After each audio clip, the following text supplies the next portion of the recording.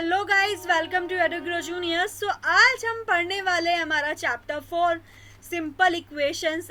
ठीक है, so simple equation में आज हम क्या पढ़ने वाले हैं, एक्सरसाइज 4.3 को आज कंप्लीट करने वाले हैं। सो सबसे पहले हम क्या क्या चीज़ पढ़ेंगे उसके बारे में डिस्कशन कर लेते हैं। सो क्लास 7th में आज हम क्या क्या चीज़ पढ़ने वाले हैं। सबसे पहले हम पढ़ने वाले हैं solving an equation by transposing method. तो ट्रांसपोजिंग मेथड के अकॉर्डिंग आज हम इक्वेशंस को सॉल्व करने वाले हैं। फिर लास्ट में हम करने वाले हैं एक्सरसाइज 4.3 को। सो मूविंग फॉर नेक्स्ट, तो सबसे पहले आते हैं हम ट्रांसपोजिंग मेथड पे। लेकिन हमने पहले ट्रांसपोजिंग मेथड से पहले बैलेंस मेथड किया है। तो जिसने भी चैनल को सब्सक्राइब नहीं किया है, फटाफट से अभी के अभी चैनल को सब्सक्राइब कर लो, लाइक कर दो वीडियो को एंड शेयर कर दो। सो सबसे पहले आप देखो यहाँ पर क्या लिखा है, ट्रांसपोजिंग मेथड। सो ट्रांसपोजिंग मेथड क्या होता है हमारा, ट्रांसपोजिंग मेथड होता है मूविंग अ नंबर और a variable from one side to other side. कि जो मूविंग कर रहा है क्या, वेरिएबल को और जो है नंबर को एक साइड से दूसरी साइड ट्रांसफर करने को हम क्या कहते हैं, ट्रांसपोजिंग कहते हैं। क्योंकि वो क्या, ट्रांस का मतलब क्या होता है, ट्रांस का मतलब क्या होता है, यहाँ देखो ट्रांस का मतलब क्या दिया है, ट्रांसफर करना। इसका मतलब क्या है, ट्रांसफर करना, है ना। सो ट्रांसफर कर रहे हैं। सो हमारे पास क्या है यहाँ पर देखो, अभी हमने पढ़ा कि भाई ट्रांसफर कर रहा है तो LHS से उसको RHS में ट्रांसफर करेगा और RHS से इक्वेशन को जो है LHS में ट्रांसफर कर देगा।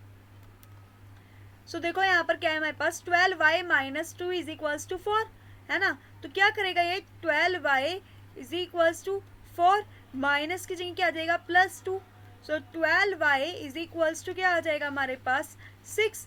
सो y इज इक्वल्स टू 6/12। तुम्हारे पास क्या आएगा, y इक्वल्स टू 1/2। अभी कैसे आया और हमने साइंस कैसे चेंज कर दिए।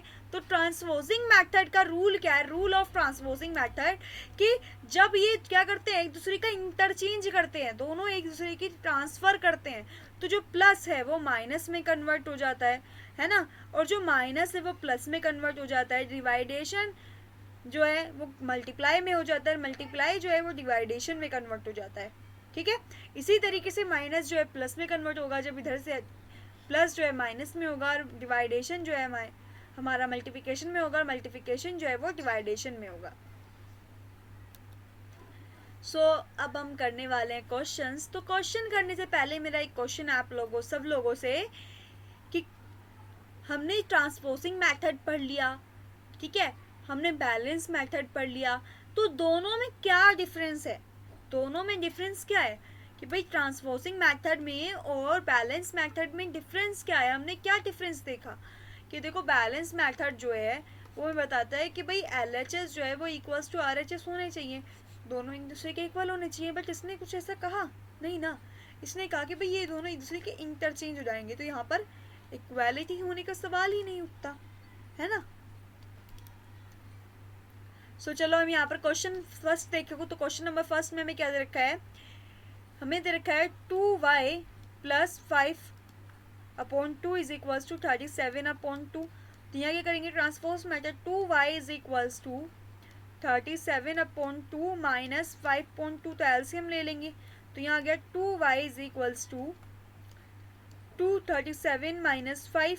तो हमारे पास कितना आ गया यहाँ पर, हमारे पास यहाँ आ जाएगा 2y is equals to 37 minus 5 कितना हो जाएगा, 32/2। तो इसको डिवाइड करेंगे तो कितना हो गया, 16।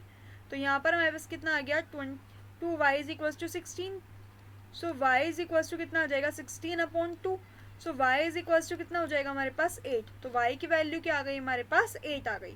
ठीक है, सो नेक्स्ट क्वेश्चन देखो, नेक्स्ट क्वेश्चन में हमें क्या दे रखा है, 5t plus 28 is equals to 10। So यहाँ पर हमारे पास क्या आएगा, 5t is equals to 10 minus 28। अब 28 क्या है, ग्रेटर देन है ना 10 से, तो कितना आएगा, 5t is equals to minus 18 आ जाएगा, क्योंकि 28 ग्रेटर था किससे, 10 से। सो हमारे पास क्या आ गया यहाँ पर, t is equals to minus 18/5। तो ये हो जाएगा हमारा आंसर। सो देखो नेक्स्ट क्वेश्चन में क्या दिया है, नेक्स्ट क्वेश्चन में हमें दिया है a/5 plus 3 is equals to 2। तो इसको हम क्या लिख लेंगे, a/5 is equals to 2 minus 3। तो a/5 कितना आ जाएगा हमारे पास, -1 आ जाएगा। So a is equals to कितना आ जाएगा, a is equals to cross multiplication करेंगे तो कितना आएगा, -5। तो ये हो जाएगा हमारा आंसर। सो देखो नेक्स्ट क्वेश्चन में हमें क्या दिया है, नेक्स्ट क्वेश्चन में हमें दिया है 7m plus 19/2 is equals to 13. तो 7m is equals to 19 minus 13 minus 19/2. अब यहाँ पर कितना है, 1 है ना, हमने फ्रैक्शन में पढ़ा है कि भाई इक्वल डिनोमिनेटर नहीं होते तो एलसीएम ले लेते हैं. तो यहाँ एलसीएम ले तो कितना आ जाएगा, 2 आ जाएगा क्योंकि यहाँ पर 1 है. तो 1 को 2 से डिवाइड किया तो कितना हो गया, 2 आ गया. तो 2 मल्टीप्लाई बाई 13 कितना होगा, 26 माइनस 19. और यहाँ कितना है, 7m है. तो 26 में से हम क्या कर रहे हैं, 19 को माइनस कर रहे हैं. तो कितना आ रहा है हमारे पास, 7 आ रहा है. तो हमारे पास कितना आ गया, 7m इज इक्वल्स टू 7/2. ठीक है. तो m इज इक्वल्स टू कितना आ जाएगा, 7/2 मल्टीप्लाई बाई 7. 7 से 7 डिवाइड हो गया तो हमारे पास क्या आ गया, m इज इक्वल्स टू 1/2. तो ये क्या हो जाएगी, हमारी m की वैल्यू हो जाएगी. सो नेक्स्ट क्वेश्चन में हमें दे रखा है सॉल्व द फॉलोइंग इक्वेशन. तो हमें यहाँ फॉलोइंग इक्वेशंस को सॉल्व करना है. तो सॉल्व करना है, सबसे पहले मेरे क्या दे रखा है, सॉल्व द फॉलोइंग इक्वेशन. ठीक है. तो हमारे पास इक्वेशन क्या दी है, देखो हमें इक्वेशन क्या दी है, 2 multiply by x plus 4 is equals to 12 है ना. तो यहाँ पर क्या करेंगे, 2 को जो है डिवाइडेशन में ले आएंगे. तो हमारे पास क्या आ गया, x plus 4 is equals to 12/2. Divide किया तो कितना हो गया, x plus 4 is equals to 6. So हमारे पास कितना आ गया, x is equals to 6 minus 4. तो यहाँ आ गया x इज इक्वल्स टू 2. तो ये हमारा क्या हो गया, पहला मेथड हो गया कि हम इस टाइप से इसको कर सकते हैं कि डायरेक्टली इसको डिवाइडेशन में लिया फिर सॉल्व कर लिया. और देखो नेक्स्ट क्वेश्चन में हम क्या करेंगे, यहाँ पर 3 को जो है ना इस ब्रैकेट में मल्टीप्लाई कर दो. तो यहाँ कितना आ गया, 3n minus 15 is equals to 21 है ना. 15 is equals to 21. So 3n is equals to कितना आ गया हमारे पास, 21 प्लस 15. सो हमारे पास कितना हो गया, 3n इज इक्वल्स टू हमारे पास आ गया यहाँ पर 36. सो n की वैल्यू क्या आ गई, n is equals to 36/n 36/3. तो n इज इक्वल्स टू कितना आ गया हमारे पास, 12 आ गया. तो n की वैल्यू कितनी हो गई, 12. तो चाहे तो आप ऐसे मेथड से कर दो, डायरेक्टली उसको डिवाइडेशन में लिया और सॉल्व कर दो, या उसको मल्टीप्लाई करके कर दो. नेक्स्ट क्वेश्चन में देखो क्या दे रखा है यहाँ पर, n माइनस 5 यहाँ ले लेंगे हम 3n minus 5 is equals to minus 21 है. सो यहाँ आ जाएगा n minus 5 is equals to minus 21/3. So हमारे पास कितना आ गया, n is minus 5 is equals to minus 7. So n is equals to minus 7 plus 5. So n equals to कितना आ जाएगा हमारे पास, n इक्वल्स टू हमारे पास जाएगा 2. ठीक है. तो n इक्वल्स टू कितना हो गया हमारे पास, 2 आ गया. अब यहाँ पर दे रखा है -4 2 plus x is equals to 8. So -4 2 plus x is equals to 8 है. तो यहाँ पर क्या आ गया, 2 plus x is equals to 8/-4. तो हमारे पास कितना आ गया यहाँ पर, 2x plus 2 plus x is equals to -2. तो हमारे पास कितना आ गया यहाँ पर, x इज इक्वल्स टू -2 तो हमारे पास कितना हो गया, x इज इक्वल्स टू -4. तो ये हो जाएगा हमारा आंसर. ठीक है. सो देखो नेक्स्ट क्वेश्चन में क्या दे रखा है, सॉल्व द फॉलोइंग इक्वेशंस. तो हमें फॉलोइंग इक्वेशंस को सॉल्व करना है. तो यहाँ देखो कितना दे रखा है हमें, 4 is equals to 5 p plus p minus 2. तो 5 को क्या करेंगे, मल्टीप्लाई कर लेंगे. तो 4 is equals to 5 p minus 10. तो हमारे पास कितना आ गया यहाँ पर, 4 plus 10 is equals to 5p. So हमारे पास कितना हो गया, 14 is equals to 5p. So p is equals to कितना आ जाएगा, 14/5. p इज इक्वल्स टू कितना हो गया, 14/5. ये हमारी p की वैल्यू आ गई.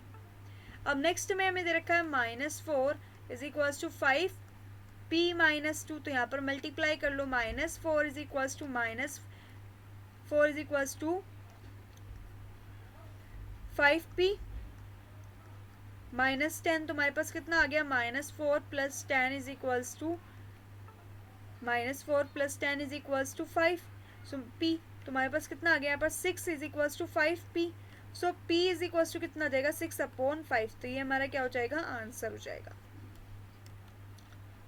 तो देखो हमारे पास नेक्स्ट क्या दे रखा है यहाँ पर, नेक्स्ट में दे रखा है 16 इज इक्वल्स टू 4 + 3t + 2.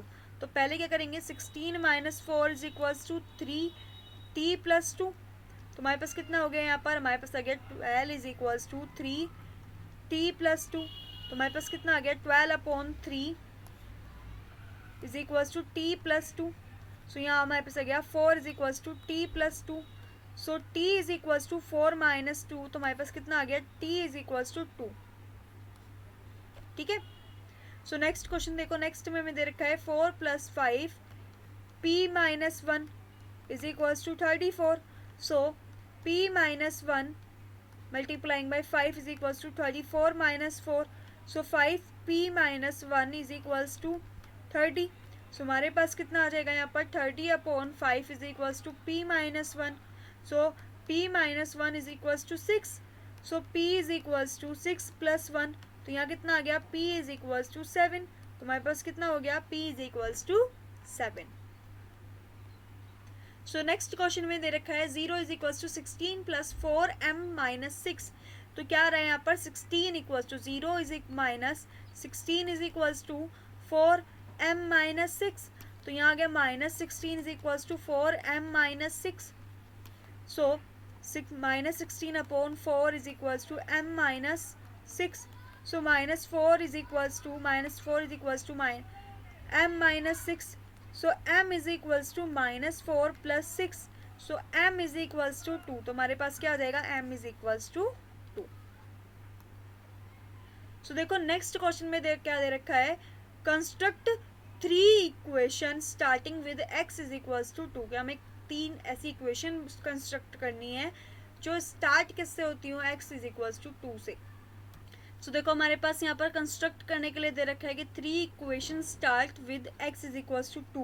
क्या x इक्वल्स टू 2 के लिए हो, तो सबसे पहले हम यहाँ क्या कर लेंगे, फर्स्ट में हम यहाँ पर मल्टीप्लाई कर लेंगे, मल्टीप्लाई बोथ साइड्स बाय 6 से करेंगे तो हमारे पास क्या आ गया, 6x इज इक्वल्स टू 12. ठीक है. तो ये क्या हो गई, हमारे पास पहली इक्वेशन हो गई. अब दूसरे में क्या करेंगे हम, यहाँ पर हम सब्ट्रैक्ट कर लेंगे, सब्ट्रैक्ट बाय 4. तो 4 से करेंगे तो कितना हो गया, 6x minus 4 is equals to 12 minus 4. So 6x is equals minus 4 is equals to 8. ठीक है, ये हो गई हमारी इक्वेशन नंबर 2. अब यहाँ क्या कर लेंगे, डिवाइडेड कर लेंगे, dividing by 6 on both sides. ठीक है. तो हमारे पास कितना आ गया, 6x upon 6 minus 4 upon 6 is equals to 8 upon 6. So यहाँ आ गया x is equals to x minus 4 upon 6 is equals to 8 upon 6. तो ये क्या हो गई, हमारी इक्वेशन नंबर 3. ठीक है. तो हमारे पास 3 इक्वेशन बनाने के लिए कहा था, हमने तीनों इक्वेशंस बना ली हैं. तो आप इसमें कैसे भी किसी भी चीज़ की मल्टीप्लाई करके उसको सॉल्व आउट कर सकते हो. तो देखो नेक्स्ट क्वेश्चन में हमें दे रखा है, construct 3 equation start with x is equals to minus 2. ठीक है. तो फर्स्टली हम यहाँ क्या करेंगे, हम यहाँ पर मल्टीप्लाई कर लेंगे, मल्टीप्लाई बोथ साइड्स बाय 5 से कर लेंगे तो हमारे पास कितना हो जाएगा, यहाँ पर 5x is equals to minus 10. ठीक है. तो माइनस 10 हो गई हमारी इक्वेशन नंबर 1. अब यहाँ क्या कर लेंगे, सेकंड में हम सब्ट्रैक्ट कर लेंगे, subtract on 3 on both sides. So यहाँ सब्ट्रैक्ट कर लिए तो हमारे पास कितना आ गया, 5x minus 3 is equals to minus 10 minus 3. तो यहाँ कितना आ गया, 5x minus 3 is equals to minus 13. तो ये क्या हो गई हमारी इक्वेशन नंबर 2. अब देखो यहाँ पर हम क्या करेंगे, डिवाइड कर लेंगे, डिवाइडिंग बाय 5. तो 5 से डिवाइड किया तो कितना आ गया हमारे पास, 5x upon 5 minus 3 upon 5 is equals to minus 13 upon 5. तो हमारे पास क्या आ गया, x is equals to minus 3 upon 5 is equals to minus 13 upon 5. तो ये हो गई हमारी इक्वेशन नंबर 3. तो इसको हम यहाँ लिख सकते हैं कि x minus 3 upon 5 is equals to minus 13 upon 5. So यहाँ पर हमारे पास ये हो गई इक्वेशन 3. तो यहाँ पर देखो इक्वेशन हमारी खत्म हो चुकी हैं सारी. हमारे चैप्टर नंबर 4 की एक्सरसाइज नंबर 4.3 कंप्लीट हो गई है. सो इस चैनल को सबसे पहले जाके सब्सक्राइब कर लो. Thank you so much for today.